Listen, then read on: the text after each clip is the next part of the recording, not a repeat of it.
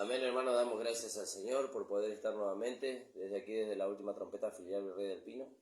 Agradecidos al Señor de poder estar en conexión con todos ustedes, hermano. Gracias le damos al Señor porque podemos estar compartiendo la palabra del Señor después de este fin de semana. Y bueno, saludamos a todos los hermanos que nos escuchan, a nuestro amado Pastor Ramón Encina, a los hermanos de la Congregación del Señor Jesucristo, ubicada en la calle José Hernández 384 en el barrio El Tambo, hermano. Si usted quiere visitar la congregación, lo puede hacer los días jueves y sábados a las 19 horas y los días domingo a las 10 de la mañana. También le invitamos a que pueda visitarnos aquí en la calle Colastiné 8066 en Virrey del Pino, en el kilómetro 41700, los días miércoles a las 18 horas. Tenemos reunión de grupo en este lugar. Y bueno, saludamos por medio de esta página a todos los hermanos que nos escuchan y le hacemos la invitación, hermano. También les recuerdo los días y los horarios del programa. El pastor está los lunes de 9 a 10 de la mañana a través del Facebook Ramón Encina, al igual que los días miércoles y viernes en el mismo horario, de 9 a 10 de la mañana. Y también está los lunes desde la radio de la predicadora de 11 a 12 del mediodía. Y nosotros estamos los lunes de 10 a 11 y los viernes de 13 a 14 horas. Así que también les anuncio las páginas de YouTube. La página de YouTube de la Iglesia de la Última Trompeta, Pastor Ramón Encina. Le invitamos a que usted pueda suscribirse, pueda poner su me gusta y también que pueda compartir para que la palabra del Señor corra y sea glorificada. Y también tenemos la página de YouTube de la Última Trompeta, filial Virrey del Pino, al cual le invitamos que haga lo mismo, pueda suscribirse, pueda compartir la palabra y pueda poner su me gusta. Eso nos ayuda en ambas páginas a crecer, a fin de que podamos llegar a muchos lugares. Amén, Así gloria a que Dios. gracias damos al Señor por eso, hermano. Y bueno, como siempre estoy con la compañía de mi esposa, de mi hijo Timoteo. Así que le voy a dar a mi esposa que nos salude en esta mañana, hermano. Paz amado, el Señor les bendiga. Hermoso día el Señor nos da hoy porque estamos en su presencia, ¿no? Amén, Esta gloria a gracia Dios. maravillosa nos hace ver iguales todos los días. Amén. No, gloria al Señor. Que el Señor esté bendiciendo, amados. Amén, hermano. Gracias le damos al Señor por eso. Vamos a orar y vamos a ir a la palabra del Señor en este día. Padre amado, bendito Dios, te damos gracias, Señor, por tu amor y tu inmensa misericordia para con nosotros. Te damos gracias, Señor, porque tú eres aquel que nos sostiene con tu mano poderosa, Señor. No dependemos, Señor, de ninguna economía, Señor, de este mundo, Señor. No dependemos de nada, Señor, que viene de este mundo, sino que dependemos de ti, Señor. Gloria a Y Dios. sabemos que tú usas, Señor, los recursos que hay en este mundo para sostenernos, Señor. Pero no necesariamente nos llevas a sumergirnos en ellos, Señor. Gracias te damos, Padre, porque tu palabra dice que tú sabes de qué cosas tenemos necesidad. Amén, gloria Señor, a Dios. y ponemos, Señor, nuestra confianza en ti, Señor, de que tú nos vas a dar, Señor, abundantemente y sin reproches, pero también nos vas a dar lo necesario para nuestra sostén y para nuestro descanso, Amén, Señor. Señor. Gracias te damos, Padre, en el nombre de Jesús. Bendice a los hermanos que nos escuchan. Bendice esta palabra, Señor, para que pueda llegar no solamente a los oídos, sino al corazón y al espíritu de los hermanos, para que aquellos que todavía están adormecidos puedan ser despertados. Amén, Y Señor. aquellos que están despiertos puedan ser alentados a seguir corriendo la carrera. Gloria a Dios. En el nombre de Jesús. Amén. Amén, hermano. Gracias le damos al Señor. Y yo le iba a poner a esta predicación un extraño en casa. ¿Yo? Y ahora vamos a ver por qué el título. Amén. Porque gloria a siempre Dios. ponemos el título antes de empezar el programa. Pero hoy no tuve tiempo de decirle a mi esposa qué título íbamos a poner. Ella hace todo ese trabajo de poner los versículos y en eso me ayuda mucho. Y hoy vamos a ver un extraño en casa. Que es cierto, ¿no? ¿Vio? Y lamentablemente en muchas iglesias hoy en día hay muchos extraños en la casa. La casa es la casa del Padre. ¿Y cuál es la casa del Padre? La iglesia. Y vio que habíamos visto la diferencia entre el hijo pródigo, que habla del peregrino, y del vagabundo. ¿Vio? Y el vagabundo, representado por el filisteo, perdón, el vagabundo es uno que no tiene morada fija, uno que no, ¿vio? Uno que nunca retorna. Eso es lo que significa el filisteo, uno que nunca retorna. Y estuvimos mirando, para entender un poco eso, estuvimos mirando el libro de Génesis. Estamos estudiando el libro de Josué, pero en el libro de Josué nos encontramos con Cam. y los hijos de Cam. Y bueno, y hemos visto a los hijos de Cam, que uno era Casluim, ese era el nieto de Cam, Casluim. Vimos a Misraim, y bueno, y a los otros hijos, ahora no me acuerdo los nombres, pero después mi esposa va a hacer un trabajo para poder tener los nombres presentes, ¿no? Así que gracias le damos al Señor. Y hoy vamos a mirar un poquito más acerca de este hombre, el filisteo. Yo me recuerdo hace unos años atrás, yo tengo más o menos 20 años en el camino del Señor, y ahí hablábamos con mi esposa de eso, ¿no? Y el pastor siempre nos decía a nosotros, en aquel tiempo cuando todavía recién habíamos llegado al camino del Señor y éramos jóvenes, y nos decía que para casarnos no teníamos que mirar a las filisteas o a los filisteos, ¿bien? Y no entendíamos eso. Y después con el tiempo, a medida que el pastor nos iba compartiendo la palabra, entendimos a qué se refería. Y el filisteo era un pueblo que habitó en la tierra de Canaán muchos años. Pero el filisteo era uno que andaba vagando de un lado a otro, no tenía morada fija. Y él no tenía a Dios en cuenta. Dios no era el gobernador de su vida. El gobernador de su vida era él mismo. Pero él no había entregado su vida a Dios. No le interesaba. Y nosotros vemos en el libro de Éxodo, podríamos empezar por ahí antes de ir al libro de Génesis. En el libro de Éxodo podríamos ir ahí, en el capítulo 13. Alabado sea el nombre del Señor.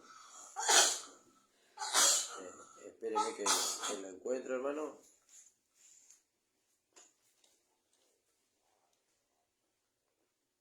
En el capítulo 13, en el versículo 17 del libro de Éxodo, nosotros vemos que Dios había enviado a Moisés para que el pueblo de Israel sea libertado. Y entonces Dios lo envió a Moisés por medio de su poder. Y entonces Dios por medio de Moisés trajo las plagas y bueno, trajo 10 plagas sobre el pueblo de Egipto que no tocaron a los israelitas y que por medio de ello los israelitas fueron salvados. El mar Rojo fue abierto, el río Jordán fue abierto, y Dios los guiaba a ellos con su mano poderosa. Entonces vemos que Dios le dio a Moisés la dirección de sacar al pueblo de Israel, pero no por cualquier lado. Moisés no podía sacar al pueblo de Israel por cualquier lado. Y entonces usted puede leer todo el capítulo 13, yo voy a leer los últimos versículos. Entonces dice en el versículo 14, podríamos leer: y cuando mañana te pregunte tu hijo diciendo, ¿qué es esto?, le dirás, Jehová nos sacó con mano fuerte de Egipto, de la casa de la servidumbre. Y endureciéndose Faraón para no dejarnos ir, Jehová hizo morir en la tierra de Egipto a todo primogénito. Fíjese, a todo primogénito, desde el primogénito humano hasta el primogénito de la bestia, y por esta causa yo sacrifico para Jehová todo primogénito macho, redimo al primogénito de mis hijos. Hablando del cordero que se iba a sacrificar, ¿no? Te será pues como una señal sobre tu mano y por un memorial delante de tus ojos, por cuanto Jehová nos sacó de Egipto con mano fuerte. Y en el 17 dice: y luego de que Faraón dejó ir al pueblo, Dios no lo llevó por el camino de la tierra de los filisteos.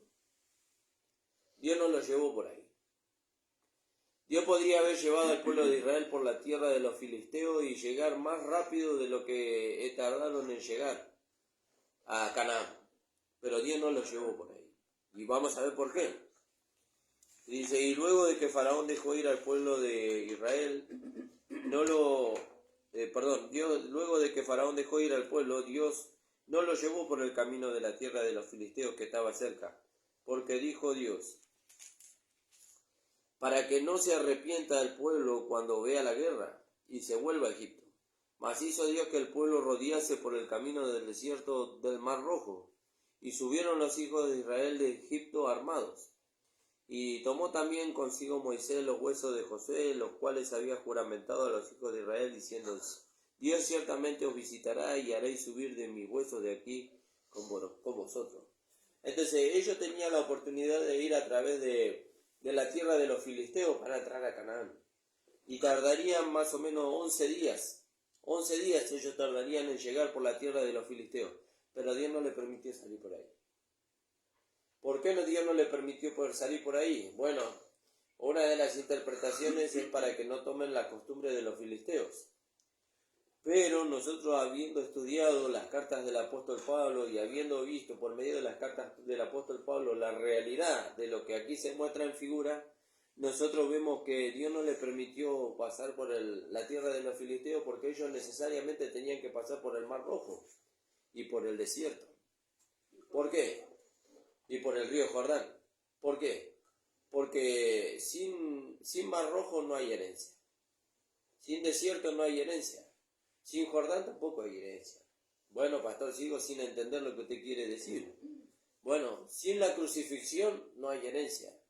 Sin la sepultura no hay herencia. Sin la resurrección no hay herencia. Sin la santificación no hay herencia. ¿No? El hombre que esquivaba el Mar Rojo iba a ir por la tierra de los filisteos. Y él nunca hubiera podido heredar. ¿Por qué? Porque el hombre viejo no puede heredar las cosas espirituales. El hombre viejo tiene que morir. ¿Por qué? Porque es un hombre religioso. Un hombre que se amolda a las costumbres de este mundo. Entonces vamos a ir a la palabra para poder entender mejor. Entonces habíamos leído ahí que Dios no le permitió al pueblo de Israel pasar por la tierra de los filisteos para que no adopten sus costumbres. Entonces volvamos al capítulo 21 del libro de Génesis, donde ahí vamos a entender un poco más. Y ahí vemos ahí mi esposa me ayudó con los nombres y los significados. Can era quemado por el sol, ¿vio? Y eso habla de la humanidad del hombre viejo, quemada por el sol. Misraí significa doble faja, ¿vio? ¿Por qué? Porque Egipto se sustentaba del río Nilo, ¿vio? Se sustentaba del río Nilo y a través de él se independizaba de Dios. Después nació Casluín, y Casluín significa tontería, donde para el hombre sin Dios, para el hombre religioso, la vida de separación, la vida de santificación, todo lo que Dios propone espiritualmente hablando es una tontería. Es una tontería negarse a sí mismo para que Dios viva su vida en nosotros. Y este Casluín tuvo su descendencia, y de esa descendencia, fíjese cómo viene la separación, ¿no? Cómo se va separando de Dios este hombre religioso, este hombre pecador. Porque acuérdense que el hombre moral y religioso y el hombre pecador están en la misma condición. Los dos necesitan salvación por medio de Jesucristo. Y estos se fueron separando de Dios y de ahí vino el filisteo, que es un vagabundo. Él no tiene morada fija ni destino fijo. Él va donde el viento lo lleva. Hoy se siente bien acá y cuando ya no se siente cómodo se busca otro lugar conforme a su conveniencia o a su parecer o a su ideología y va y se asienta ahí. ¿Vio? Y cuando ya le incomoda ese lugar va y se pone en otro lado. ¿Vio? En cambio el Hijo de Dios, el peregrino sale de su lugar de origen y va a su destino final, a su morada fija. ¿Vio? Y en el trayecto tiene varias paradas, por decirlo de alguna manera, o jornadas, ¿vio? Como lo menciona la palabra de Dios. Y en cada jornada él aprende una lección con Dios. Hasta que no aprende una lección con Dios, no puede avanzar. Y ahí que muchas veces nosotros vemos por qué pasan años y seguimos estudiando los mismos libros. ¿Vio? Y a veces los hermanos nos preguntan, ¿otra vez estudiando el mismo libro? Y bueno, hasta que no aprendamos la lección, o hasta que usted no aprenda la lección, no se puede avanzar. Usted no puede pasar de grado hasta que no califica en todas las materias. Una vez que califica en todas las materias, ahí pasa de grado. Bueno, esto es lo mismo. Hasta que usted no califica. ¿Y quién determina si usted califica o no califica? Dios. Dios determina. ¿Y mediante qué? mediante lo que Dios ve que de la palabra se hizo una realidad en su vida y que lo ayuda a usted a vencer sobre todas circunstancias. Pero no nos extendamos más porque si no vamos a hacer muy largo el pasaje que queremos compartir con usted hoy. Entonces dice acá la palabra del Señor en el libro de Génesis capítulo 21, versículo 22. Y aconteció en aquel mismo tiempo que habló Abimelech y ficó el príncipe de su ejército a Abraham diciendo, Dios está contigo en todo cuanto haces. Ahora pues júrame aquí por Dios que no faltarás a mí, ni a mi hijo, ni a mi nieto, sino que conforme a la bondad que yo hice contigo, harás tú conmigo, y con la tierra en donde has morado. Y respondió Abraham, yo juraré. Y Abraham reconvino a Abimelech a causa de un pozo de agua, que los siervos de Abimelech le habían quitado. Y respondió Abimelech, no sé quién haya hecho esto, ni tampoco tú me lo hiciste saber, ni yo lo he oído hasta hoy. Y tomó Abraham ovejas y vacas y dio a Abimelech, e hicieron ambos pactos. Fíjese, ahora cuando nosotros veamos el significado de este hombre, del nombre de este hombre, vamos a ver con quién Dios, con quién Abraham hizo pacto. Fíjese. Entonces dice, y dijo Abimelech a Abraham, ¿qué significan estas 7 corderas que has puesto aparte? Y él respondió, que estas 7 corderas tomarás de mi mano para que me sirvan de testimonio de que yo cavé este pozo. Por esto llamé a aquel lugar Beerseba. Beerseba. Alabado sea el nombre del Señor.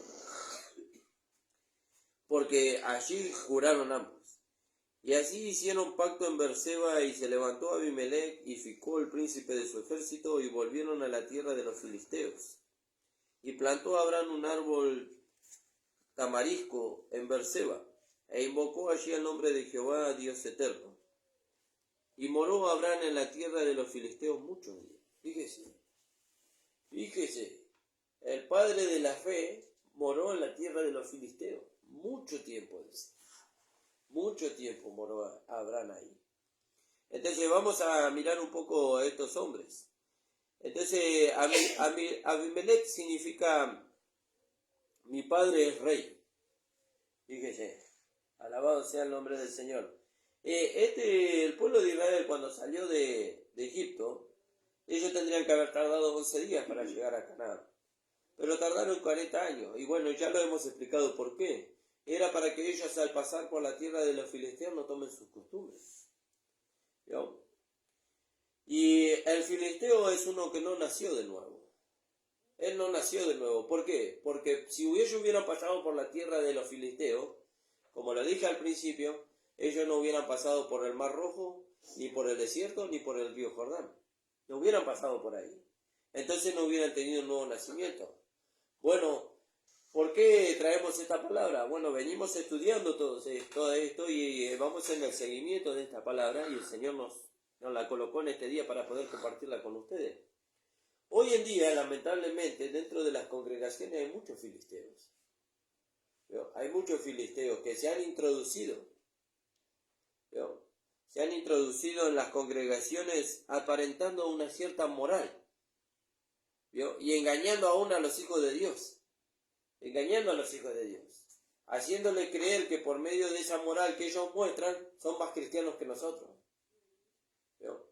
Pero ellos, para poder alcanzar la conducta del hombre espiritual, no lo van a hacer por medio de una moral. Lo van a hacer por medio de la muerte y el nuevo nacimiento. ¿Por qué? Porque esta vida que los cristianos tenemos, esta vida no se puede imitar. ¿Vio? Aunque aparentemente ellos la imitan, ¿vio? A la perfección. ¿En qué sentido? Y son tan buenos, tan hospedadores, ¿vio? Tan dadivosos, ¿vio? Pero todo eso es por medio de una moral, de una naturaleza caída. Y cuando viene el momento de la prueba, eso se deshace. Y aparece lo que en realidad hay dentro de ellos. ¿Vio? ¿Y qué es lo que hay dentro de ellos? Una naturaleza, como dice Santiago, animal, terrenal y diabólica. ¿Vio? Terrible. Pero ellos no es que ellos manifiestan eso a propósito. No, esa es la naturaleza del hombre caído. ¿Vio? Pero son tan buenos, pastor. Son tan dadivosos. Bueno, dice la palabra del Señor que aún lo bueno del hombre es enemistad contra Dios. ¿Por qué es enemistad lo bueno del hombre contra Dios? Porque él a través de eso, él busca alcanzar el favor de Dios y busca que Dios lo mire con agrado, espera que Dios lo mire como agrado. ¿Y dónde vemos eso? Y eso nosotros lo vemos en el principio, con Caín y Abel. ¿No? Con Caín y Abel. Y entonces vemos que Abel era pastor de ovejas. ¿Y de quién era el rebaño? De Dios. ¿Y de quién era el alimento que la oveja comía? Y de Dios. ¿Y de quién era el agua que la oveja tomaba? Y de Dios. Todo venía de Dios. ¿No? ¿Y qué era lo único que Abel hacía? Y Abel cuidaba aquello que Dios le había dado. ¿No? Guiaba a la oveja al pastizal, guiaba a la oveja al río para que se saciara su sed. Pero él no podía hacer que la oveja creciera, se desarrollara. Todo eso provenía de Dios. En cambio, en el caso de Caín, él era un hombre que trabajaba con esfuerzo la tierra. ¿Vio? Y cuando vino delante de Dios, él vino con ese esfuerzo humano, no reconociendo que la tierra era de Dios, no reconociendo que la lluvia que bañaba el presente que él venía a traer delante de Dios era la que sostenía, ¿vio? La fruta, la verdura que Caín trabajaba. No reconociendo que la tierra era fértil porque Dios la hacía producir. Él vino diciendo en alguna manera que todo eso produjo la fuerza de su brazo. ¿Se acuerda dónde vemos eso, no? ¿Dónde lo vemos? Y lo vemos allá con Nabucodonosor. Nabucodonosor paróse, dice, frente a su reino desde su balcón y dijo, todo esto hizo la fuerza de mi brazo. Y dice que en el momento su razón le fue quitada. ¿Vio? Su razón le fue quitada. ¿Por qué? Porque él no reconoció que lo que él había logrado lo había logrado porque Dios le había dado la capacidad, que era lo mismo que Caín tenía que hacer. ¿Vio? Él dijo que por causa de su esfuerzo y de sus medios, él lo había logrado. Fíjese. Entonces, cuando el hombre se apoya en su propia fuerza y en su propia prudencia, Dios lo deja a la deriva, por decirlo de alguna manera. Entonces dice, aconteció en aquel mismo tiempo, que habló a Abimelech y Ficol, el príncipe de su ejército, a Abraham, diciendo, Dios está contigo en cuanto haces.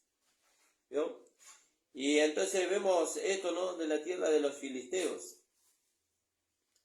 Y ahí podemos leer en el capítulo 13-17 del libro de Éxodo, creo que ya lo leímos, donde vemos que ellos podían pasar por la tierra de los filisteos sin necesidad de cruzar el Mar Rojo.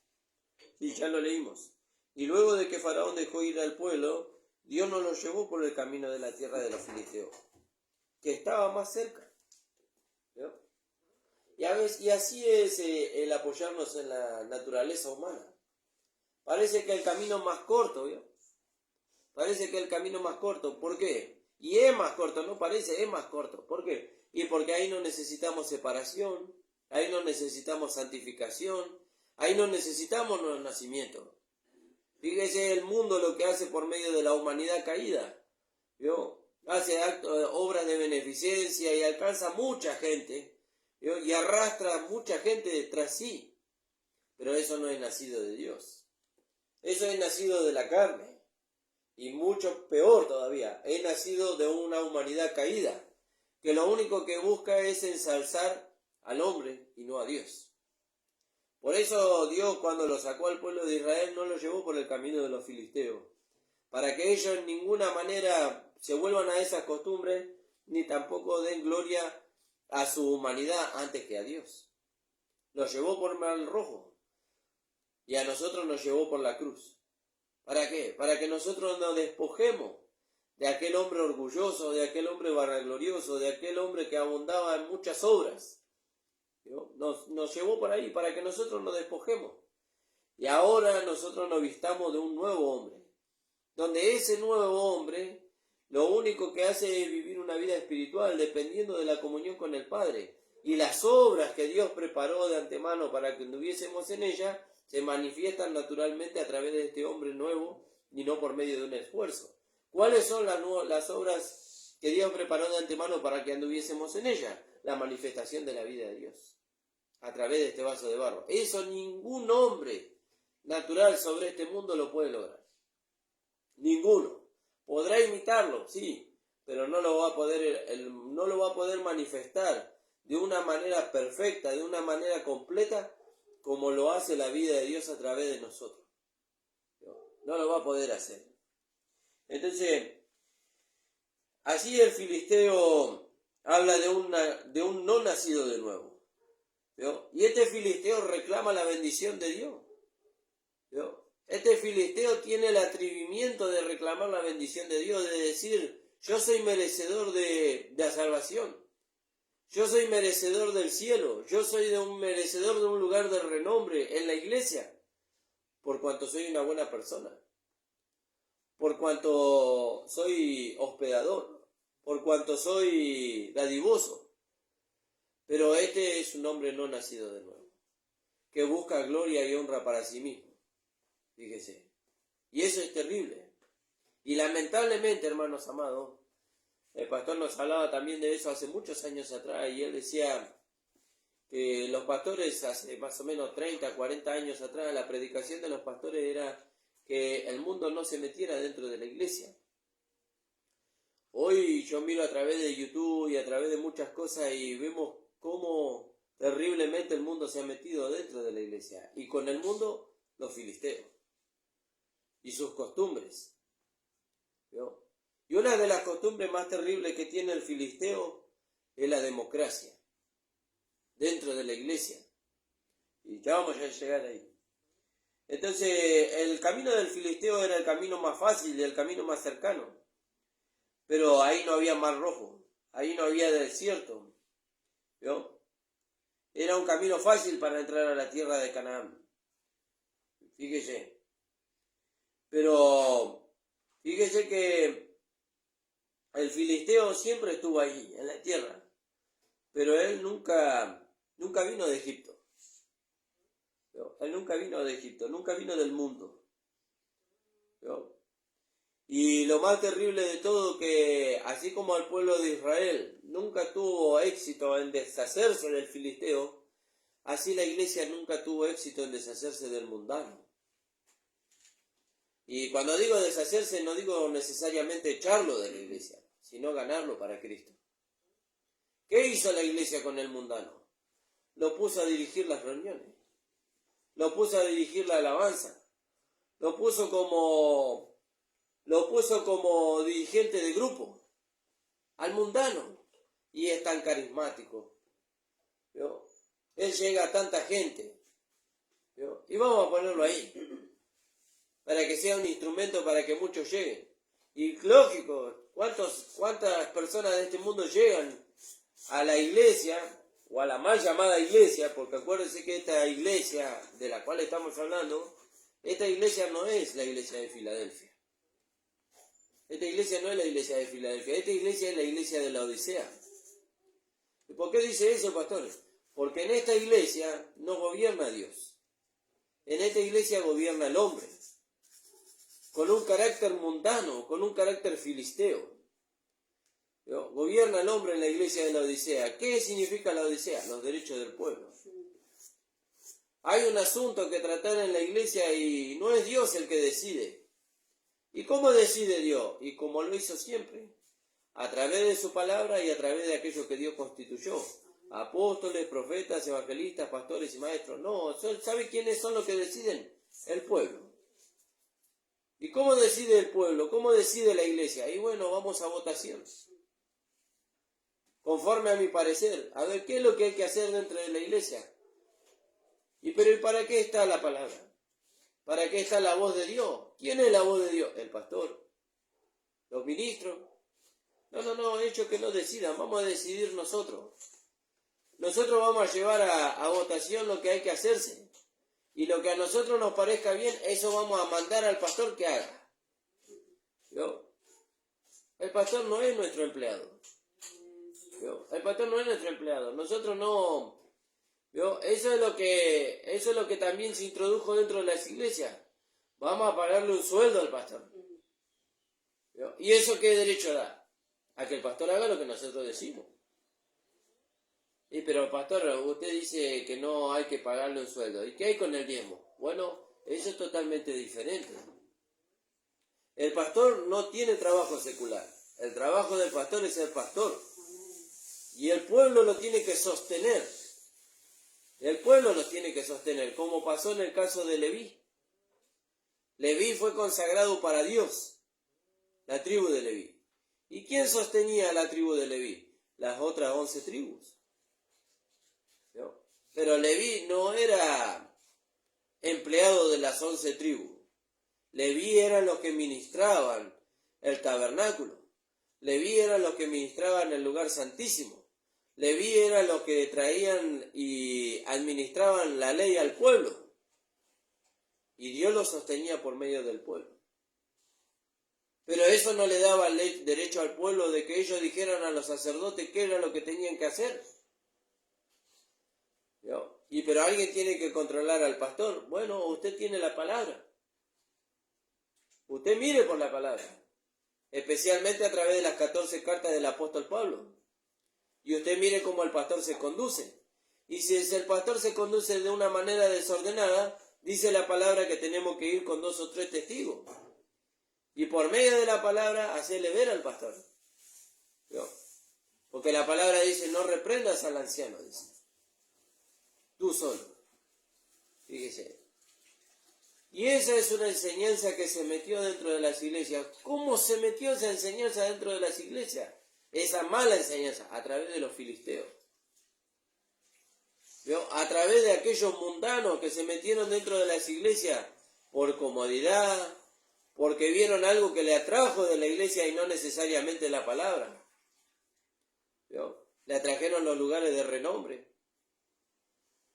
Le atrajeron las mujeres de la iglesia, las hermanas de la iglesia, los hermanos de la iglesia. Y claro, ¿qué hicieron ellos? Aparentaron. Y aparentaron tan bien que engañaron a los verdaderos hijos de Dios, haciéndole creer que eran hijos de Dios como ellos. ¿Y qué hicieron los hijos de Dios? Le dieron el gobierno de la iglesia. ¿Vio? Le sacaron el gobierno a Dios de la iglesia y se lo dieron a estos hombres. Se lo dieron a estos hombres. A estos hombres que van de lugar en lugar. Y bueno, mirá, yo la verdad, y claro, también que vieron que su pastorado no resultó. ¿Pero por qué no resultó? Porque ellos no siguieron a la perfección la dirección de Dios. Si lo hubieran seguido a la perfección la dirección de Dios, hubiera dado resultado. Pero como no la siguieron, ¿no? Entonces dijeron, bueno, vos que sos más carismático, ponete vos al frente. Enseñanos vos a ver cómo tenemos que enseñar a los hermanos. Enseñanos vos a ver cómo tenemos que perfeccionar a los hermanos. Enseñanos vos. Y claro, ¿y cómo lo hicieron? Y claro, como la moral que ellos emplean en sus hogares para guiar a su esposa, a su esposo y a sus hijos es tan correcta. Y bueno, de la manera que vos haces en tu casa, haces en la iglesia. No, la iglesia no es un negocio. ¿No? La iglesia no es algo natural que así como nosotros gobernamos el mundo, podemos gobernar la iglesia. No, al contrario, como Dios gobierna la iglesia, el mundo se tendría que conducir. Fíjese. Y eso es terrible, hermano. Pero los filisteos entraron. Los filisteos entraron. Entonces, pero estos filisteos no cruzaron el Mar Rojo. Estos filisteos no caminaron por el desierto ni cruzaron el río Jordán. ¿No? Fíjese qué terrible. Y Israel nunca tuvo éxito en desalojar a esta gente de ahí, ni tampoco de someterlo bajo la voluntad de Dios. Al contrario, ellos sometieron a Israel. Ellos sometieron a Israel. Fíjese, alabado sea el nombre del Señor. Y así nosotros vemos que el mundo se metió dentro de la iglesia, como lo vemos ahí en el libro de Apocalipsis. Vamos a leer ahí en el libro de Apocalipsis, en el capítulo 3. Alabado sea el nombre del Señor. Donde la palabra del Señor nos enseña a través de la iglesia que hoy está en evidencia, hermano. Hoy está en evidencia esta iglesia, lamentablemente. ¿Y eso a causa de qué? Y eso a causa de que nosotros no hemos descuidado. ¿No? Hemos descuidado la iglesia y hemos permitido a estas personas introducirse y le hemos dado los púlpitos. ¿No? Le hemos dado la autoridad que Dios nos dio a nosotros y nosotros se la hemos dado a estas personas por tan carismáticas que son. Entonces dice así la palabra del Señor en el capítulo 3 del libro de Apocalipsis, en el versículo 14. Y escribe el ángel a la iglesia en la Odisea. La Odisea significa los derechos del pueblo. Vaya usted atando de dónde venimos y hasta dónde vamos, ¿no? Y escribe el ángel a la iglesia, escribe al ángel de la iglesia de la Odisea. He aquí el amén, el testigo fiel y verdadero. Alabado sea el nombre del Señor. Alabado sea el nombre del Señor. Entonces vemos en el capítulo 3, versículo 14 del libro de Apocalipsis, la iglesia de la Odisea, una de las dos iglesias que está en evidencia hoy. Y escribe el ángel, escribe al ángel, al mensajero, al pastor. Al pastor. ¿Vio? Por eso, hermano amado, eso de ser pastor, ¿vio? No es así nomás. No es así nomás eso de que, bueno, me apartaron como pastor, listo. Hasta yo ahora me pongo una iglesia, ¿vio? Y yo los conduzco a los hermanos a mi parecer. No, hay una dirección. Nosotros los pastores no somos empleados de los hermanos. Si somos empleados de alguien, somos empleados del Señor. No de los hermanos. ¿No? Yo no quiero que los hermanos me sostengan para que tengan el derecho de decirme a mí cómo yo tengo que conducir la iglesia. No, a mí el que me dice cómo yo tengo que conducir la iglesia es el Señor. En tal caso, si yo estoy conduciendo mal la iglesia y los hermanos lo ven, primeramente tienen que orar por el pastor. Y segundo, tienen que ir con humildad y, como dice la palabra, con 2 o 3 testigos y decirle al pastor, y con base bíblica, no con una interpretación de la palabra que yo entendí así, entonces por medio de lo que más o menos yo entendí voy a ir y voy a corregir al pastor. No. Con lo que la palabra de Dios dice, específicamente las 14 cartas del apóstol Pablo. ¿No? ¿Y qué tenemos que hacer? Tenemos que ir al pastor. Alabado sea el nombre del Señor. Y bueno, vio, Satanás se opone. No quiere que hablemos la palabra. Y tenemos que ir al pastor. Y pastor, mire, ¿sabe qué? Nosotros vimos a través de la palabra que tal vez usted se está saliendo de la línea que Dios le está marcando.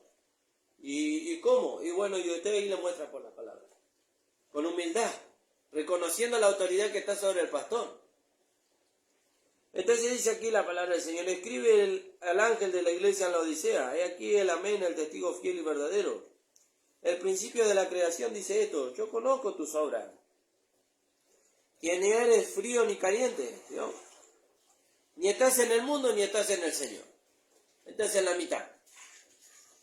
Un poco de mundo y un poco del Señor, un poco de seriedad y un poco de chiste. Un poco de moda del mundo y un poco de moda de la iglesia, ¿no?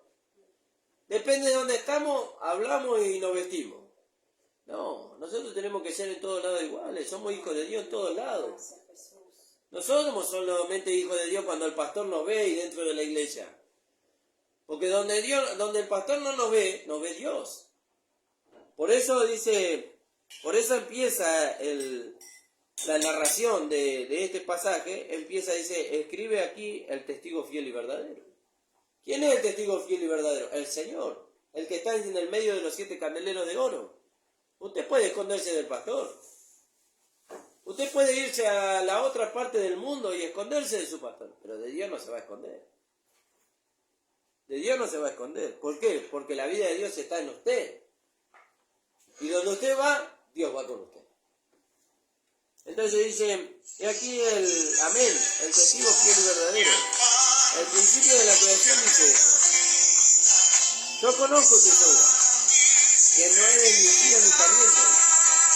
Ojalá fueres frío o caliente. Pero cuando eres tibio, ¿no? ¿Qué dice eso de que es tibio? Y que camina con un pie en el mundo y un pie en el Señor. No hay que ser tan legalista. No hay que ser tan legalista. Uno puede involucrarse con las personas del mundo. No le estoy diciendo que no. Pero usted no puede tomar la forma del mundo. El Señor nos dice, no améis el mundo ni las cosas que en él hay, porque el que se constituye amigo del mundo se constituye enemigo de Dios. ¿No? Entonces dice, yo conozco tus obras, que ni eres ni frío ni caliente. Ojalá fueres frío o caliente. Ojalá te volvieras al mundo o te convirtieras completamente al Señor. Pero por cuanto eres tibio y no frío ni caliente, te vomitaré de mi boca. Fíjese. ¿Y esto qué es que es tibio?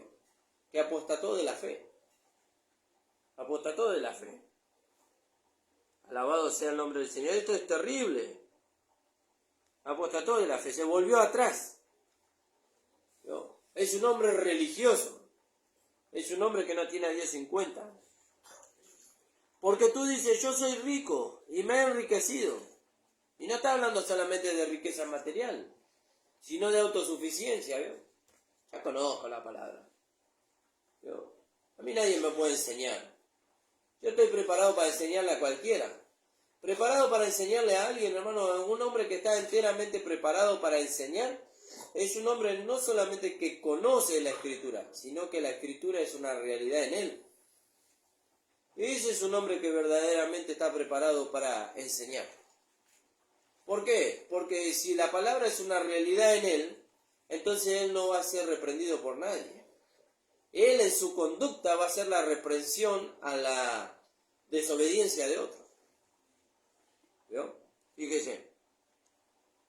Porque tú dices, yo soy rico y me he enriquecido y de ninguna cosa tengo necesidad. Y no sabes que tú eres desventurado, miserable, pobre, ciego y desnudo. Por tanto, yo te aconsejo que de mí compres oro refinado en fuego. Fíjese. Y el oro habla de la vida de Dios.